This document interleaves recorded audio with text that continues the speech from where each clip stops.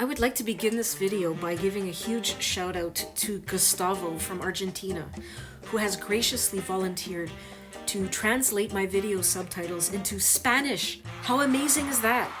Now we can reach a much larger audience, and I'm just thrilled to know that my message will reach people in places like Central America, South America, where I hear the dog problem is especially bad. I mean, it's bad everywhere, but this is so exciting. On behalf of the entire anti-dog community, Gustavo, we thank you. You're the man. As of now, only one video has been translated, and that is my video entitled Pro-Dog Equals Anti-Child.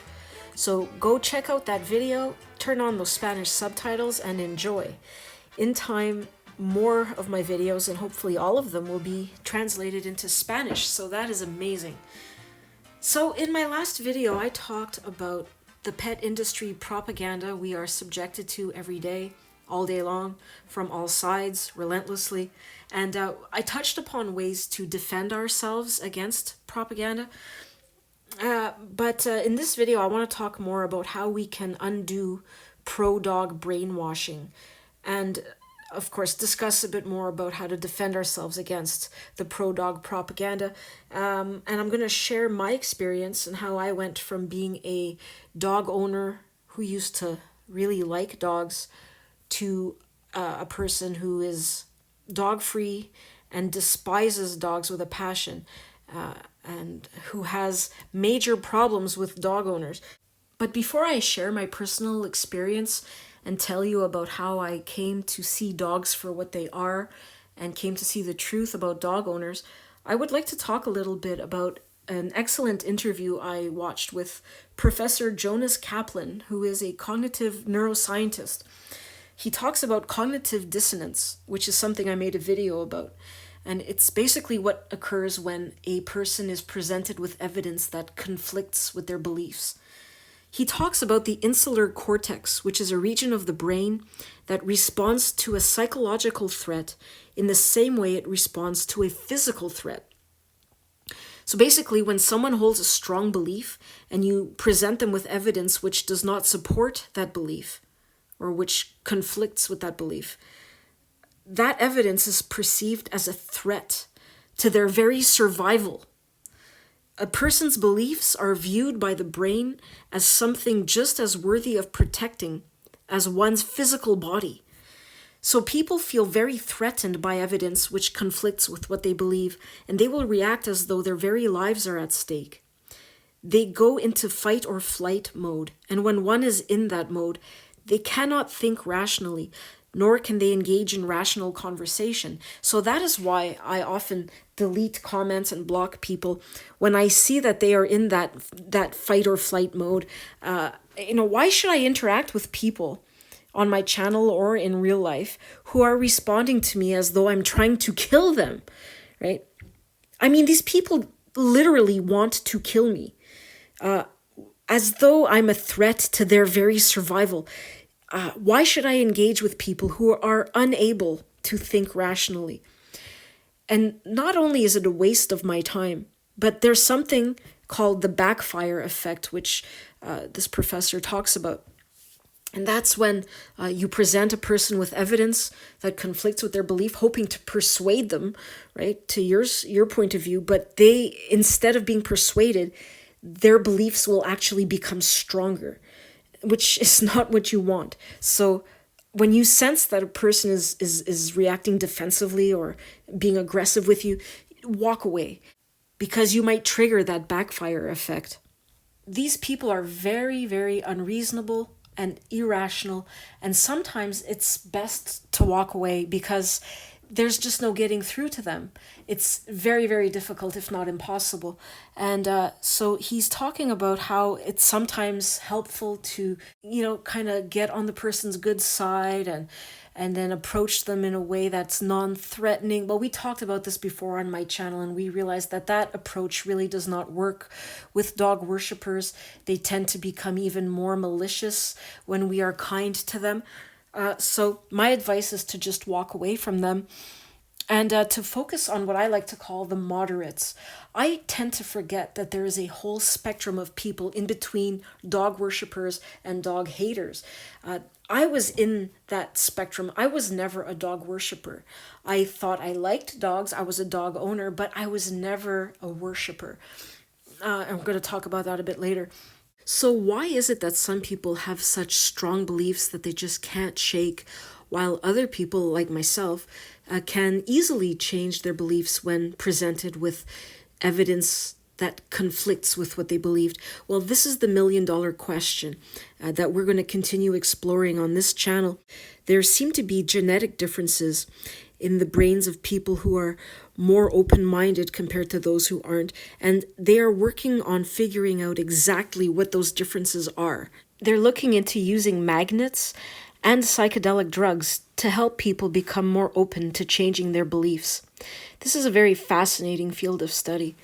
So the professor was saying that it is easier to prevent ourselves from having a belief in the first place than it is to undo a belief that you already have. Beliefs about who we are especially hard to undo. I was lucky because I never thought of myself as a fur mom or as a good person for having rescued a dog.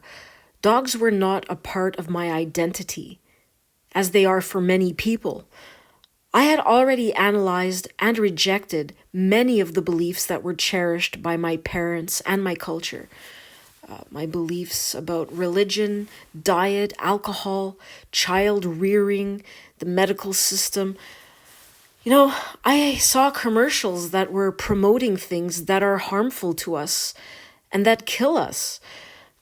Foods that, killed my relatives. I have many relatives that have died from preventable diseases, lifestyle-related diseases, and alcohol. I'm an alcoholic. I nearly died from alcoholism. I've had relatives who have died from alcoholism. And you look on TV and you see commercials glorifying alcohol. I walk into Walmart and I see this. And everywhere I look, people are glorifying alcohol. Culturally, it's like celebrated. And I'm like, what the hell's going on? From a very young age, I saw that there was a major discrepancy there. It didn't make any sense to me. It didn't make any sense to me that they had commercials on TV for the types of foods that are killing people, with heart disease and cancer. So I realized from a young age that we can't trust authority. We can't trust the system. We can't trust what we hear on TV or what we see in ads. I realized from a young age that these people don't care about us, that they just want our money. I saw how authority figures are often, if not usually, corrupt. And I realized that we can't trust authority. Now, I don't know. I think this must be something genetic. There's also the fear of ostracism. I've talked about this in previous videos too. The fear of not fitting in is actually stronger than the fear of death. For some reason, I never had this fear, but most people appear to have it quite strongly. Fitting in is very important to people. We evolved to have this genetic trait to keep us safe in the jungle. If everybody in your group began to run in a certain direction, you would join them without question or without hesitation because it would indicate there was danger in the jungle. So following the herd and obeying authority is a survival instinct in our species. We look to our leaders to keep us safe, and we depend on their judgment. This is part of our evolutionary programming that people might not be conscious of. Maybe once people become more conscious of it, they will be able to reject it. Because we're not living in the jungle anymore. And we can think for ourselves today safely. This is also why those who challenge authority are viewed with suspicion, distrust, and hatred by those who hold strong beliefs. Those people who look up to authority figures will perceive people like me to be a real threat. Because people like me were once a threat to the survival of the group. And that's why when I dismantle the cherished beliefs people hold about dogs, these beliefs that are instilled in them by authority figures, people in the pet industry, commercials, and so forth. when I challenge those beliefs, people want to kill me. They react as though I am a genuine threat to their survival, while I'm not. So in the Jonas Kaplan interview, he's talking about ways we can protect ourselves from forming beliefs. And this is what I try to do. He says we need to be skeptical about everything. Teach our kids to be skeptical and not to trust authority. I'm always looking for evidence that I am wrong about everything, including dogs. So far, I have found no evidence at all to suggest dogs are predictable, loving, loyal, safe to be around, and so on. I have found no evidence at all that proves it's all in how you raise them or that owning a dog has health benefits, but I am always on the lookout for this evidence, and I'm willing to admit I'm wrong. You hear it all the time and you see it all over the internet. Well, my dog has never bitten anyone, therefore you're wrong about dogs. Or did you ever own a pit bull? How could you? This is as ridiculous as saying, well, my grandmother smoked all her life and she never got cancer, so therefore cigarettes are not unhealthy. Cigarettes don't cause cancer. You're wrong, because I don't know anyone who's ever gotten cancer from smoking cigarettes. Or none of my friends or family have ever been injured by a drunk driver. Therefore, drunk driving is perfectly safe and it should be legal. You're wrong. This is so crazy to me. I don't understand how these people can be so short-sighted.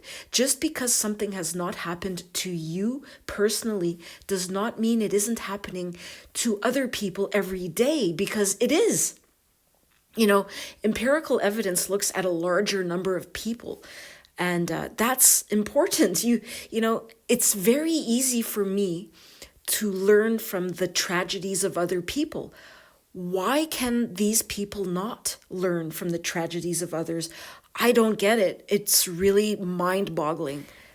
Now, a number of things happened in close succession that caused me to go from being a dog owner and really liking dogs to absolutely despising dogs with the intensity of a million suns, and having major issues with dog owners.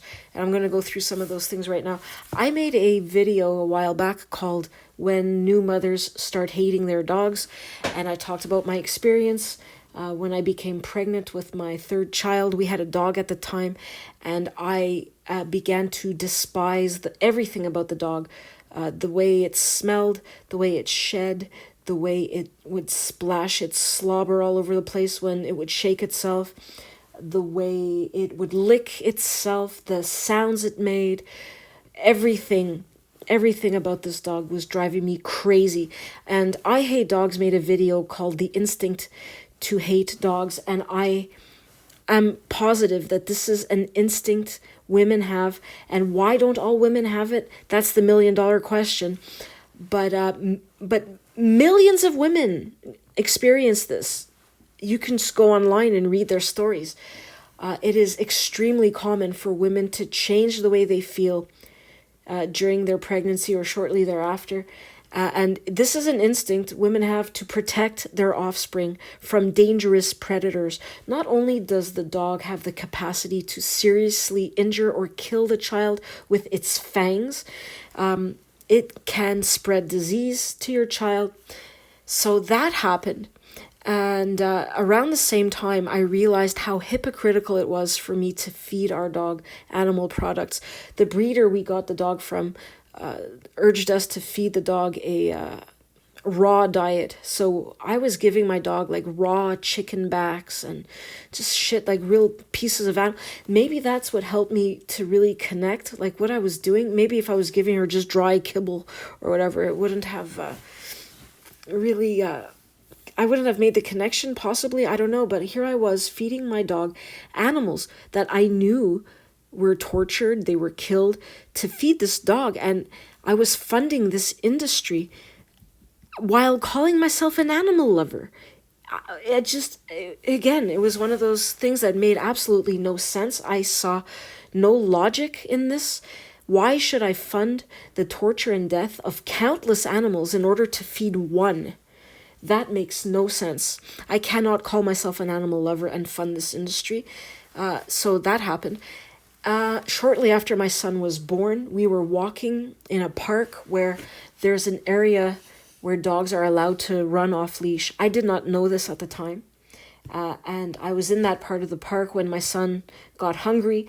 And so I sat down and I started to breastfeed him when along came a huge dog and the dog started to sniff my breast and sniff my son's head.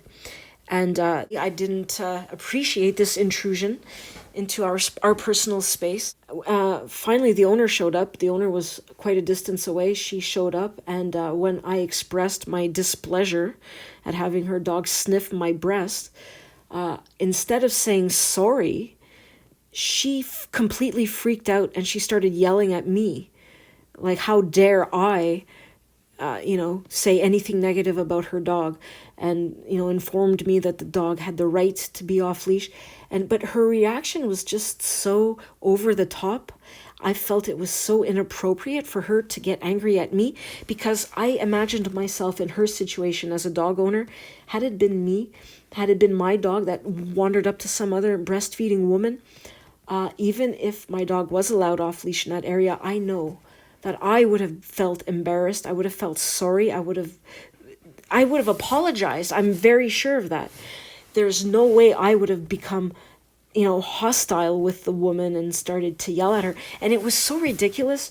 We even got up and continued walking, and we did like a loop. And then on our way back, we actually crossed paths with this lady again. And she continued to taunt me. It was almost like she wanted to get into like a punching match with me. And at that moment, I thought, wow, there's something really wrong with this woman. This is not normal behavior. And I just could not understand what had happened there. Shortly after that, or around that same time, I was ousted from the community group on Facebook when people in my community started posting about how roaming dogs were chasing them on their bikes, harassing them, attacking them while jogging. People had to drive into town to go jogging because I live a bit out of town. And people's chickens were being killed by dogs, and people were just going on and on and on about dogs in the group and how unsafe they felt in our community. So I decided to share some advice. I thought I would be helpful and help out my neighbors, and I said, when I go out with my kids, I'm prepared to defend myself and my children. So I carry bear spray and I carry a machete when we go out walking in case we get attacked by dogs. I thought I was doing a good thing by informing my neighbors, protect yourself. You'll feel more confident to go out. Well, I did not get the reaction I was expecting. People completely flipped out, and they all ganged up on me. And it's as if they did not hear the part about me using these weapons to defend myself. It's like they only heard, I am a crazy psycho bitch, and I'm going to go out there and kill dogs. That's how they were reacting. And I was repeatedly telling them, no, I would only do this in self-defense or to protect my kids, which is what any normal, sane mother would do. What kind of animal just stands there and lets their offspring be attacked? I did not understand what the hell was going on. And people were attacking me, and this one woman was going on about, oh, I need to be a voice for the animals. I looked at her Facebook page. She was a moose hunter. She had posted all these pictures of her next to dead moose that she had just killed. And I was like, oh, really? A voice for the animals, huh? Well, what do you think that moose was trying to tell you right before you shot it needlessly, right? It was just unbelievable. And I was fully expecting them to show up at my door with pitchforks and torches. I thought they were going to burn my house down. And why? Because I was ready to defend my children against an attack. What? So that happened. And around the same time, I walked into the tax office, and there was a little dog that just ran right up to me. The dog belonged to someone who was working in the office, and it wanted to rub its snot into my leg. I recoiled in disgust, and the woman working there looked at me and she said, oh, so are you afraid of dogs? And I said, no, I'm not afraid of dogs. They just disgust me. And I said, they lick their anuses and then they try to lick you. And she looked at me with this blank expression. It was really something to see. Her eyes just glazed over. It's like she was shocked. She had no clue how to respond for a few seconds. And then finally, she blurted out very loudly for the entire office to hear, "We've got a dog hater over here," drawing attention to me. And I felt that this was extremely inappropriate. I could not understand, like, why would she do that? I had already had to move twice to escape the torture of barking dogs, but I found that the older I was getting, and especially around the time of my pregnancy and after, I found barking to be intolerable. It was driving me crazy. There's something called misophonia, which literally translates to the hatred of sound.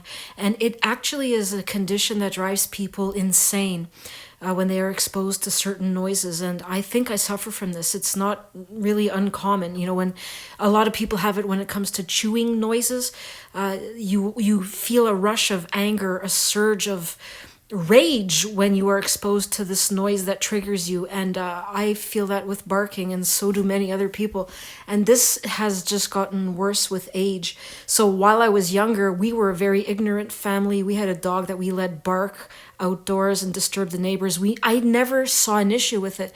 But the older I got, the more this was becoming absolutely intolerable. And when people tell me that they are at the point of contemplating suicide because of the neighbors barking dogs, I know what that is like. I also had this friend who got a pit bull puppy around the same time my son was born. And she was inviting us over to go spend time with her dog. She wanted my kids to play with it. And I knew there was some controversy when it came to pit bulls. I know some people really loved them, said they were great dogs. Other people said they were dangerous dogs. I didn't know what to think. So I went online and I did a lot of research because I wanted to get to the bottom of this. And what I found were a bunch of people telling their stories, victims of pit bull attacks, telling their stories about dogs that were raised in loving homes that had never shown any aggression for many years, that suddenly, without warning, attacked unprovoked. And when I presented this evidence to my friend, she began giving me the cold shoulder and was never the same with me after that. And in fact, we are not friends anymore. And I thought that was absolutely bizarre, because why would you ignore evidence like that? She was one of these pit bull advocates that was spreading memes on social media about how wonderful these dogs were, and she was choosing to keep her head buried in the sand. And I found that to be absolutely crazy, because why would she want to put her nephews and nieces at risk?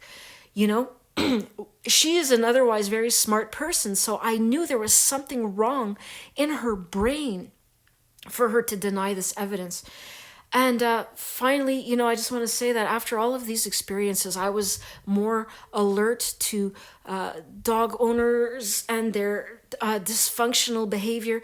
And I began noticing it all over the place. I have had so many instances where I would confront owners that were breaking the law, dog owners that were letting their dogs run off leash in places where they were not even allowed to be. I've talked about this before in the video I made about dogs at the beach, where no dogs allowed signs are posted.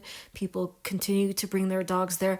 I remember once being at a playground and somebody parked their car and let a huge Rottweiler jump out and run right across the play park where young children were playing. I just began to see more and more examples of how entitled dog owners are, how they believe they are above the law. And every time I would confront them and ask them to obey the law, like this one guy had a German Shepherd off leash. It was crossing the street with him, and I walked right by him and I said, "Could you leash your dog?" And he looked at me and he said smugly, "No." And just one thing like this after another. And I just, that's what led me to the point I'm at now. I used to be a dog owner, but today I see dog owners as very lacking in empathy, lacking in common sense, lacking in logic, lacking in common courtesy, and just basically suffering from a severe mental disorder, an as yet unidentified mental disorder. But they have many narcissistic qualities. These people are very sick. I used to be someone who really liked dogs. When I was young, I remember looking at pictures of dogs in books. I was really drawn to those long-snouted, slender type dogs like borzois and collies. I thought they looked very beautiful. I wanted one badly. I remember begging my husband for a dog. I thought dogs were great. So it is possible for people to wake up and to see dogs for what they are. You have to remember the moderates. And there are people you will not be able to reach, but there are people that you will be able to reach. I had a friend back when I had a dog and believed I loved my dog. This great friend of mine was expressing her anti-dog sentiment to me, and I had never heard anyone talk about dogs that way before. And I believe she opened my mind, because it was like, wow, there's actually a different way of looking at dogs. I didn't know that. And who knows, if I hadn't heard her point of view, would I have been able to open my eyes to see all the things that I see now? I'm not sure.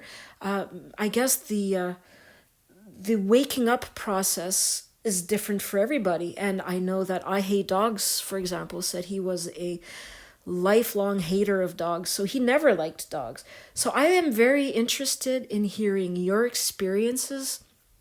Were you always a dog hater? What led you to become a dog hater? Please share your story in the comments, and let's have a discussion about this. I don't pretend to have all the answers, but I thought that Jonas Kaplan interview was very interesting. I hope you will watch it, and yeah, please share your thoughts. I will see you next week with a video that will be called Dog is God, so stay tuned for that. It will be a good one. And yeah, I wish you all a great week. I'll talk to you later, guys. Future is dog free.